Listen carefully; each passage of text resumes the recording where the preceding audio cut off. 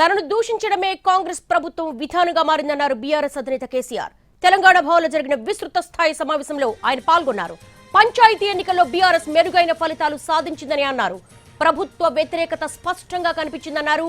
Party గుర్తులతో జరిగే ఎన్నికల్లో BRS ఇంకా మెరుగైన ఫలితాలు సాధిస్తుందన్నారు. భవిష్యత్తులో ప్రతిపక్షాలతో ఎలా వ్యవహరించాలో ఇప్పుడు కాంగ్రెస్ పార్టీ మనకు నేర్పుతోందన్నారు కేసీఆర్. కాంగ్రెస్ ప్రభుత్వం ఒక్క కొత్త పథకం ప్రకటించకపోగా ఉన్న వాటిని ఆపేసిందన్నారు. సర్కారు 2 ఏళ్లలో తీసుకొచ్చిన ఒక్క పాలసీ కూడా భూమి రియల్ ఎస్టేట్ కు తప్ప దేనికి పనికిరాదన్నారు.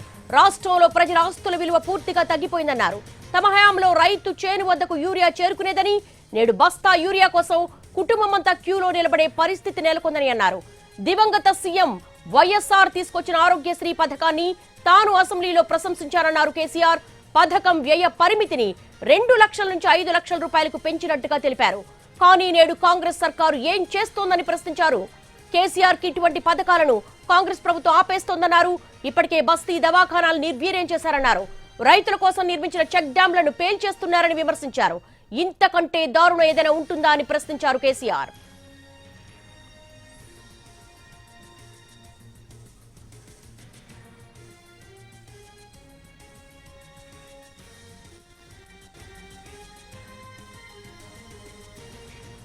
తనను దూషించడమే కాంగ్రెస్ సర్కారు విధానంగా మారిందన్నారు బీఆర్ఎస్ అధినేత కేసీఆర్.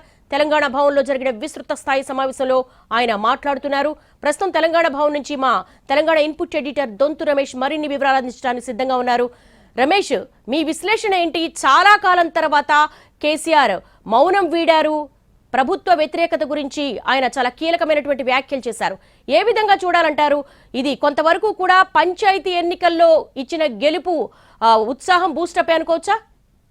ఖచ్చితంగా చెప్పొచ్చు. 10 ఏళ్ల తర్వాత కేసీఆర్ అధికారం కోల్పోయిన తర్వాత పార్లమెంట్ ఎన్నికల్లో ఫిబ్రవరి 19 బయటకు వచ్చిన తర్వాత మళ్ళీ తెలంగాణ భవన్కు కేసీఆర్ రెండోసారి వచ్చారు. ప్రధానంగా సర్పంచ్ ఎన్నికల్లో బీఆర్ఎస్ ఆశించిన దానికన్నా ఎక్కువగా ఫలితాలు చవిచూసిందనేది బీఆర్ఎస్ పార్టీ వాదన. సో ఈ ఉత్తేజం, ఈ ఉత్సాహం పార్టీ శ్రేణుల్లో నింపాలి.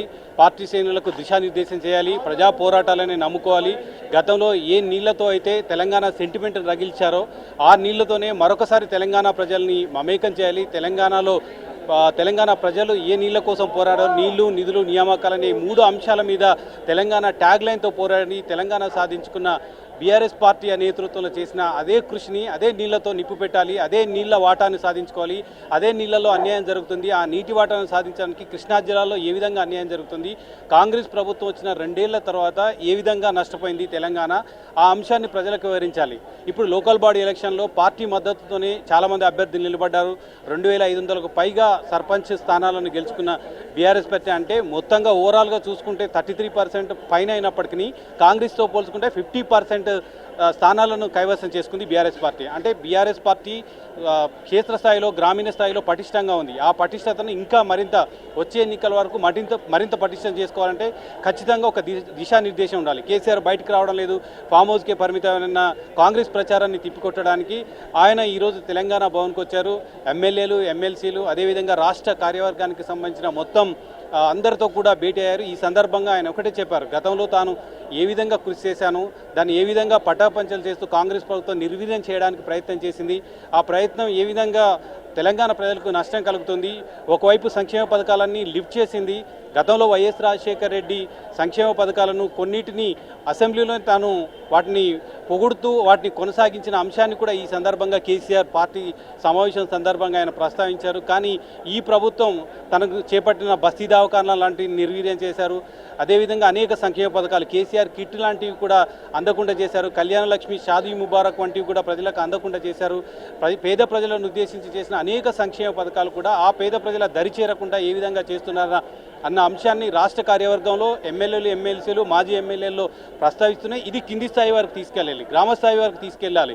ఇప్పుడు సర్పంచ్ ఎన్నికల్లో పార్టీ అంతంత మాత్రంగానే పట్టించుకున్న పార్టీ శ్రేణులు పూర్తి ఉత్సాహంతో బీఆర్ఎస్ పార్టీ వైపు ఉన్నారు. బీఆర్ఎస్ మద్దతుదారులు ఎవరైతే ఉన్నారో వాళ్ళని గెలిపించిన అంశాన్ని ఈ సందర్భంగా ఆయన గుర్తు చేస్తూ వాళ్లకు అభినందనలు తెలియజేస్తున్నాయి. కృష్ణా జిల్లాల్లో కాంగ్రెస్ ప్రభుత్వం వచ్చిన తర్వాత ఆంధ్ర జలదోపిడి ఎక్కువైంది. గతంలో కూడా తెలంగాణ ఉద్యమం 14 ఏళ్ల పోరాటంలో కూడా జల దోపిడీకి సందర్భం గోదావరి జలాలను ఏ విధంగా దోపిడీ చేస్తున్నారు, కృష్ణా జలాలను ఏ విధంగా దోపిడీ చేస్తున్నారు, ఈ దోపిడీ సందర్భంగా తెలంగాణ ఏ విధంగా బీడు బారిపోయింది, పల్లెలు మురిసిన తెలంగాణలో బీఆర్ఎస్ ప్రభుత్వం వచ్చిన తర్వాత కాళేశ్వరం లాంటి ఒక ఉన్నత స్థాయి ప్రాజెక్టును కట్టి తెలంగాణ బీడు భూమిలో ఏ విధంగా సిరులు పండించారు, పశుపచ్చని నేలగా ఏ విధంగా మార్చారన్న అంశాన్ని ఆయన ప్రస్తావిస్తున్నాయి. ఇక కృష్ణా జలాల్లో ఇప్పుడు కాంగ్రెస్ ప్రభుత్వం వచ్చిన తర్వాత నీటి వాటాలకు సంబంధించి తేల్చకుండానే ఇప్పుడు కొన్ని ప్రాజెక్టులు తెలుగుదేశం ప్రభుత్వం అక్కడ నిర్మించినా పట్టించుకోకపోవడం పట్ల ఆ కృష్ణా జలాల దోపిడీ ఏ విధంగా జరుగుతుందన్న అంశాన్ని మనం ప్రజల్లోకి తీసుకెళ్ళాలి. దాంతోనే నీళ్లతోనే సెంటిమెంట్ను మరింత రగిల్చాలి.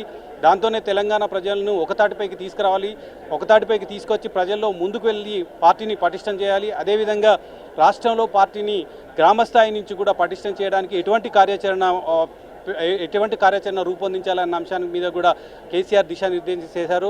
గతంలో నల్గొండ మీటింగ్ సందర్భం కానీ, రైతులకు వరంగల్లో సమావేశం సందర్భం కానీ, వరంగల్లో రజతోత్సవ సభ నిర్వహించిన సందర్భం కానీ చాలా తక్కువ స్థాయిలోనే ప్రజలతో కలిసే అవకాశం కేసీఆర్ ఇచ్చారు. ఆ తర్వాత 2 ఏళ్ల పాలనలో ఏం చేశారు, గతంలో బీఆర్ఎస్ ప్రభుత్వం ఏం చేసింది, ఆ ప్రభుత్వం చేసిన ఫలాలు ఏ విధంగా ప్రజలకు అందాయి, 2 ఏళ్ల కాలంలో ఏ విధంగా రాష్ట్రాన్ని నిర్వీర్యం చేశారు, అప్పుల పాలు చేసింది తెలంగాణ అంటూ తమను విమర్శించిన వాళ్ళు ఏ విధంగా అప్పులు చేస్తున్నారు, అసలు పనికిరాని పథకాలను ఏ విధంగా ప్రవేశపెడుతున్నారు, ఈరోజు హ్యామ్ రోడ్లకు సంబంధించిన టెండర్లు పిలిస్తే కనీసం టెండర్లో పాల్గొనే సిచ్యువేషన్ కూడా ఉన్న అంశాన్ని కూడా ఈ సందర్భంగా కేసీఆర్ ప్రస్తావించారు. అంటే అభివృద్ధి ఫలాలు ప్రజలకు అందించే విషయంలో బీఆర్ఎస్ ప్రభుత్వం చేసిన కృషిని కాంగ్రెస్ ప్రభుత్వం చేయలేకపోయింది. అందుకే తాను వేచి చూశాను, నిరీక్షించాను, కేవలం తనను దూషించడం, తనపైన వ్యక్తిగత ఆరోపణలు చేయడం మినహా కాంగ్రెస్ ప్రభుత్వం ఏమీ చేయలేదు, ప్రజలకు కావాల్సిన ఫలాలు అందించలేదు, నీటి వాటాలను కూడా దక్కించుకోలేకపోయింది. నీరు దోచుకుపోతున్నారు, ఎవరికి దోచినంత వాళ్ళు దోచుకుపోతుంటే చేష్టలుడికి చూస్తున్నారు, కేవలం లెటర్లు రాయడం ద్వారానే కాలయాపన చేస్తున్నారు తప్ప ఆ తర్వాత ఎవరు కూడా పట్టించుకోవడం లేదనేది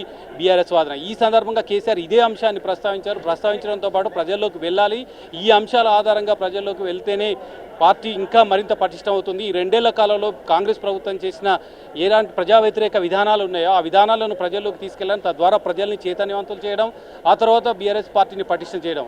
రాష్ట్రంలో ఇప్పటివరకు ఉన్న గ్రామస్థాయి నుంచి మొత్తం జిల్లా స్థాయి కార్యవర్గాల వరకు ఏ విధంగా రూపొందించాలి, వాటిని ఏ విధంగా పటిష్టం చేయాలన్న అంశానికి సంబంధించి కూడా కేసీఆర్ దిశానిర్దేశం చేశారు. వాటికి సంబంధించి ఏ విధంగా పనులు ముందుకు వెళ్ళాలి, ముందుకు పార్టీని పటిష్టం చేయాలి, పార్టీని పటిష్టం చేసిన తర్వాత ఫిబ్రవరిలో జెడ్పీటీసీ ఎంపీటీసీ ఎన్నికలు వస్తున్నాయనే సందర్భంగా పార్టీ ప్రాతిపదికన ఎన్నికలు జరుగుతాయి. ఆ ఎన్నికల్లో బీఆర్ఎస్ పార్టీ శ్రేణులను ఎక్కువ మందిని గెలిపించుకోవాల్సిన అవసరం ఉంది. గెలిపించుకుంటే తమ పార్టీ సత్తా ఏంటో, ఇప్పుడు కేవలం సర్పంచ్లో మద్దతుదారులుగానే పోటీ చేసినప్పటికీ చాలా వరకు 2500కు పైగా స్థానాల్లో సర్పంచ్లు గెలుచుకున్నారంటే ఇక పార్టీ ప్రాతిపదికన గుర్తుపైన పోటీ చేస్తే ఖచ్చితంగా ఎఫెక్ట్ తెలంగాణ ప్రజల్లో ఉంటుంది. ప్రజా వ్యతిరేక కాంగ్రెస్ ప్రభుత్వాన్ని వాళ్ళ మీద ఉన్న రిఫ్లెక్షన్ ఏ విధంగా ఉందో అది వ్యతిరేకతను చూపించడానికి ఒక ఆయుధంగా ప్రజలు భావిస్తారు. ఆ ఆయుధాన్ని ఉపయోగించుకోవాల్సిన అవసరం ఉంది. పార్టీని మరింత పటిష్టం చేసి ఎమ్మెల్యేలు, ఎమ్మెల్సీలు, మాజీ ఎమ్మెల్యేలు, గతంలో పార్టీలో కీలక స్థానాల్లో ఉన్నవారు కూడా పార్టీని పటిష్టం చేయడానికి దోహదపడాలి. వాళ్ళంతా కూడా కృషి చేసి ఎంపీటీసీ జెడ్పీటీసీ ఎన్నికల్లో పార్టీని మరొకసారి పునరుద్ధరణ చేయడానికి ఇది ఉపయోగపడుతుంది. గతంలో తెలంగాణ ఆవిర్భావం కోసం, తెలంగాణ రాష్ట్ర సాధన కోసం పార్టీ 2001లో పెట్టినప్పుడు ఆ తర్వాత లోకల్ బాడీ ఎలక్షన్లు ముందుకు వచ్చాయి, అసెంబ్లీ ఎన్నికలు ముందు రాలేదు. 2003లో ఎన్నికలు వచ్చినప్పుడు మెజార్టీ స్థానాల్లో జిల్లా పరిషత్తులను దక్కించుకున్న ఘనత బీఆర్ఎస్ పార్టీకి ఉంది. అదేవిధంగా ఇప్పుడు మళ్ళీ మరొకసారి అసెంబ్లీ ఎన్నికలకు ముందు రాబోతున్న ఎంపీటీసీ జెడ్పీటీసీ ఎన్నికల్లో బీఆర్ఎస్ తన సత్తాను చాటాలంటే ఖచ్చితంగా మెజార్టీ ఎంపీటీసీలను, జెడ్పీటీసీలను, ఎంపీపీలను కైవసం చేసుకోవాల్సిన అవసరం ఉంది. వాటికి ఎటువంటి కార్యాచరణ రూపొందించాలన్న అంశానికి సంబంధించి కూడా కేసీఆర్ ఈ సందర్భంగా దిశానిర్దేశం చేశారు. ఒకవైపు 2 ఏళ్ల పాలనలో వైఫల్యాలను, కాంగ్రెస్ ప్రభుత్వ వైఫల్యాలను చూపెడుతూ భూదందాలను, అదేవిధంగా కృష్ణా జిల్లాలో వాటాను ఏ విధంగా నష్టపోతున్నాం, తెలంగాణ ప్రజలకు ఏ విధంగా అన్యాయం జరుగుతుంది, ఫ్యూచర్లో ఇన్ని ప్రాజెక్టులు కట్టినప్పటికీ తెలంగాణ ప్రజలకు ఏ విధంగా అన్యాయం జరుగుతుంది అన్న అంశాన్ని చెప్పడంతో పాటు కేవలం ఇక్కడ పార్టీ శ్రేణులకు చైతన్యపరచడం కాదు, అది గ్రామస్థాయి వరకు తీసుకెళ్ళాలి, తెలంగాణ ప్రజల్లోకి తీసుకెళ్ళాలి. తద్వారా వాళ్ళని చైతన్యవంతులు చేసి కేవలం తెలంగాణ ప్రజలకు సంరక్షణకు ఉన్న ఏకైక కమాండ్ కంట్రోల్ ఏదైతే ఉందో ఒక బీఆర్ఎస్ పార్టీ మాత్రమే. అది కాంగ్రెస్ పార్టీ వల్ల కాదు, కాంగ్రెస్ ప్రభుత్వం వల్ల కాదు. బీఆర్ఎస్ పార్టీ తెలంగాణ ప్రజలకు రక్షణ కవచంగా నిలుస్తుంది. ఆ రక్షణ కవచం బీఆర్ఎస్ పార్టీ వల్లనే సాధ్యమవుతుందన్న అంశాన్ని కేసీఆర్ ఈ సందర్భంగా గ్రామస్థాయి వరకు తీసుకెళ్లాలనేది ఆయన ప్రసంగంలో ప్రధానంగా కనిపిస్తుంది. ఇదే రకంగా దిశానిర్దేశం చేస్తూ మీరు కూడా గ్రామస్థాయిలో ప్రజలను ఉత్తేజనం చేయాలి. పోరాటాలను మనం గతంలో తెలంగాణ ఉద్యమంలో ఎటువంటి పోరాటాలు, ఏ స్ఫూర్తితో తెలంగాణ కోసం ఏ విధంగా పోరాటం చేసామో అదే స్ఫూర్తితో తెలంగాణలో మరొకసారి బీఆర్ఎస్ పార్టీ అధికారంలో రావడానికి, ప్రజలను సంక్షేమ పథకాలు అందించడానికి బీఆర్ఎస్ పార్టీ శరణ్యం అన్న అంశాన్ని ప్రజల్లోకి తీసుకెళ్లగలిగినప్పుడే మరొకసారి కూడా బీఆర్ఎస్ పార్టీ అధికారంలోకి వస్తుంది. ఇప్పుడు మనకు సూచన కేవలం ప్రజలు మీ బీఆర్ఎస్ పార్టీ వైపు ఉన్నారన్న అంశాన్ని సర్పంచ్ ఎన్నికల్లో తెలియజేశారు. అది మరింతగా ప్రజల్లోకి వెళ్ళాలంటే ఖచ్చితంగా పార్టీ ప్రాతిపదికన గుర్తుతో పోటీ చేసే ఎంపీటీసీ జెడ్పీటీసీ ఎన్నికల్లో తమ సత్తాను నిరూపించుకోవాల్సిన అవసరం, ఆ సత్తాను నిరూపించుకోవడానికి పార్టీ శ్రేణులు కృషి చేయాలనేది కేసీఆర్ ఈ సందర్భంగా చెప్పారు. సో మొత్తం మీద ఈరోజు నిజంగానికి చాలా కాలం తర్వాత కేసీఆర్ బయటకు వచ్చిన రాష్ట్ర కార్యవర్గంతో భేటీ అయిన సందర్భంగా ఎమ్మెల్యేలు, ఎమ్మెల్సీలు, మాజీ ఎమ్మెల్యేలు ఈ సందర్భంగా ఆయనలో ఉత్సాహం కనిపించింది.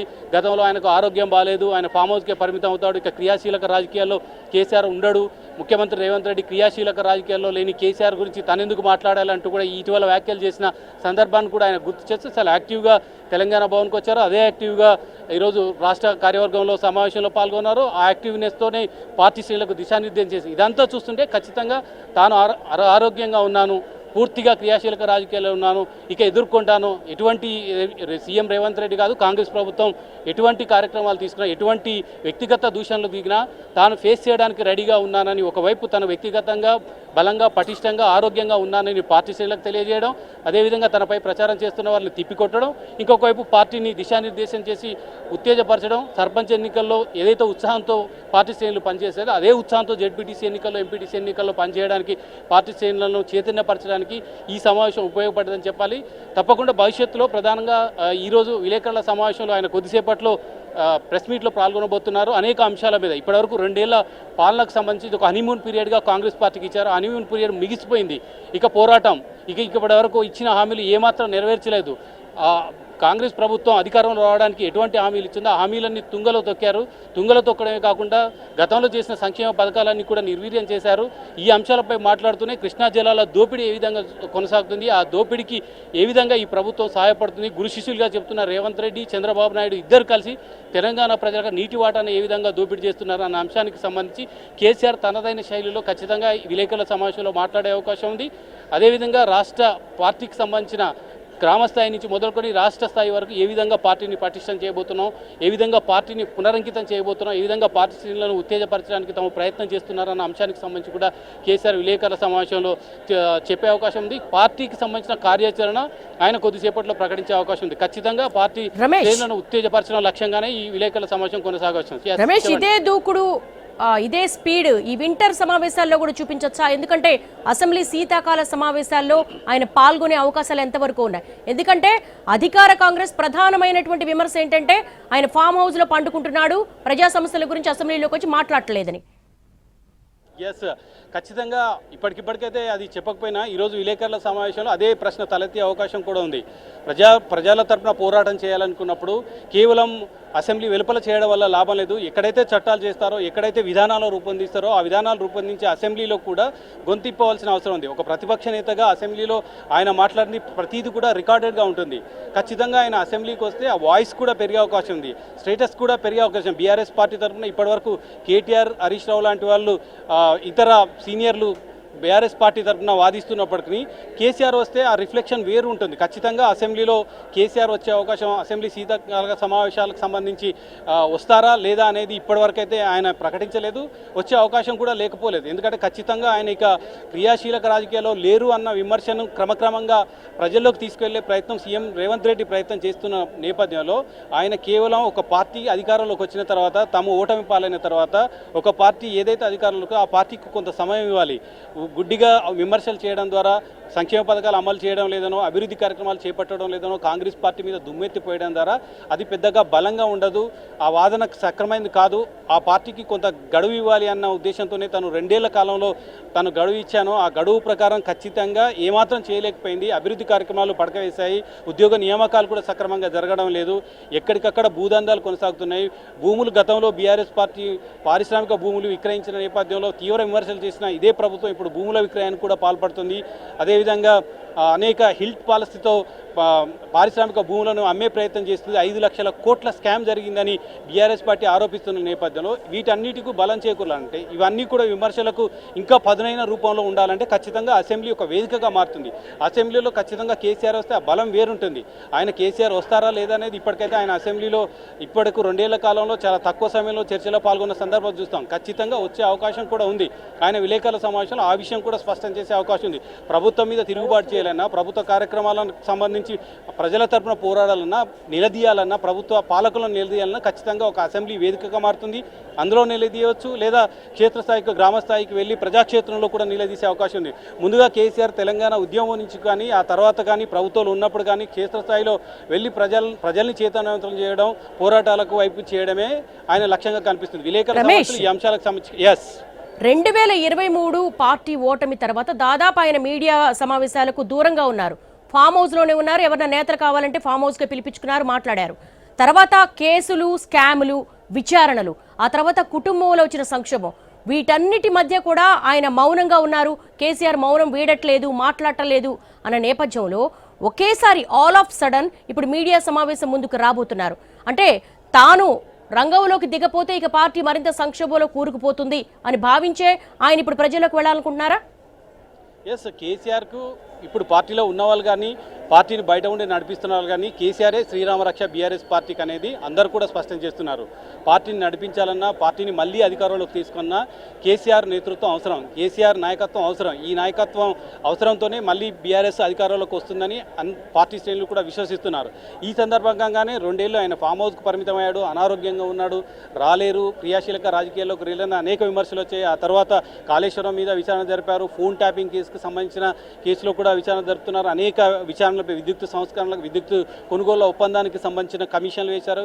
వీటన్నిటికీ సంబంధించి కూడా ఒకవైపు అవి ఫేస్ చేస్తూనే తన వైపు కేసులు, తన తెలంగాణ అభివృద్ధి కోసం పాటుపడితే ఇవన్నీ కేసుల రూపంలో తను చుట్టుముట్టి ఉక్కిరిబిక్కిరి చేసే ప్రయత్నం చేశారు. అవన్నిటి కూడా నిలదొక్కుని తాను ప్రజల్లోకి వెళ్ళడానికి ప్రయత్నం చేస్తున్నాను. ఖచ్చితంగా నేను ఇప్పటి వరకు ఇచ్చిన పీరియడ్ 2 ఇయర్స్ పీరియడ్ కాంగ్రెస్ పార్టీకి హనీమూన్ పీరియడ్గా అది ముగిసింది. ఇక పోరాటం, ఇక కాంగ్రెస్ పార్టీ చేసిన వ్యతిరేక విధానాలను, కాంగ్రెస్ ప్రభుత్వం అనుసరిస్తున్న ప్రజా వ్యతిరేక విధానాలను ఎండగట్టవలసిన అవసరం ఉంది. కాబట్టి తను రంగంలోకి దిగుతున్న సంకేతాన్ని ప్రజల్లోకి నింపడానికి, అదేవిధంగా గతంలో కూడా ఆయన ముఖ్యమంత్రిగా అనేక విలేకరుల సమావేశంలో మాట్లాడారు. ఇప్పుడు కూడా అదే విలేకరుల సమావేశం వేదికగా చేసుకొని పార్టీ శ్రేణులకు, ప్రజలకు ఒక పిలుపునివ్వడానికి కేసీఆర్ ఇప్పుడు విలేకరుల సమావేశం నిర్వహించబోతున్నారని స్పష్టం.